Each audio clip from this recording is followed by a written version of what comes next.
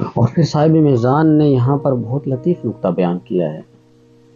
قدس اللہ سرہ، اپنے تفسیر میں لکھتے ہیں کہ دیکھیں، اگر کوئی مومن آپ سے پیسے لے کے جائے اور آپ کو واپس کرنے آئے تو اس کی 3 صورتیں ہو سکتی ہیں، یا تو آپ کو واپس ہی نہ کرے، دوسری صورت یہ ہے کہ آپ کو اتنے واپس کرے جتنے لے گیا تھا، تیسری صورت یہ ہے کہ جب واپس کرنے آئے تو زیادہ واپس کرے۔ پہلے صورت ظلم کیا، اس نے ظلم کیا ہے، پیسے لے کے گیا ہے، واپس نہیں کیے۔ دوسری صورت انصاف کی ہے، جتنا اس نے لیا تھا اتنے واپس کیے۔ اور تیسری صورت کیا ہے؟ یہ اس کے سخاوت پہ ہے،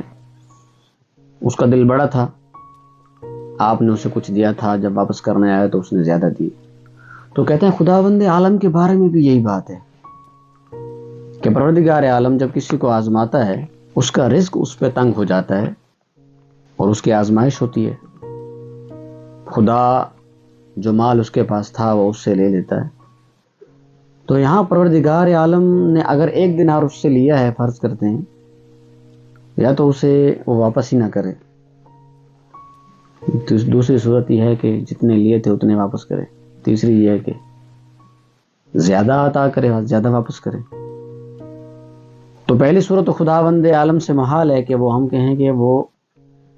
اس نے پیسہ لے لیا بندے کا اور بندے کا رزق تنگ کیا اور بعد میں کچھ بھی نہیں دیا، تو یہ ظلم ہے، اور خدا کبھی ظلم نہیں کرتا اپنے بندوں پر۔ دوسری صورت کیا ہے؟ عدل و انصاف کی ہے، مثلا کہ اس نے جتنے لیے تھے اتنے واپس کیے، تو یہ بھی اس کے ذات سے لائق نہیں رکھتی کہ پھر اس نے لیے کیوں تھے اگر اس نے اتنے ہی واپس کرنے تھے۔ تیسری صورت ہے جو خدا کی ہستی سے جڑتی ہے، وہ ہے کہ جب وہ 1 دینار لیتا ہے تو انسان کی آزمائش کے بعد پھر اسے جب واپس کرتا ہے تو پھر کئی گنا زیادہ عطا کرتا ہے۔ یہ اس کے کرم، اس کی سخاوت، اس کی شفقت، اس کی مہربانی، یہ تقاضا ہے کہ اگر وہ کچھ لے رہا ہے اپنے بندے سے اور اس پر رزق کو تنگ کر رہا ہے، اس کی آزمائش کر رہا ہے، یقیناً جب واپس کرے گا تو اس سے کئی گنا زیادہ واپس کرے گا، اسے اس کے صبر کا پھل پروردگار ضرور عطا فرمائے گا۔ تو بہت لطیف انداز میں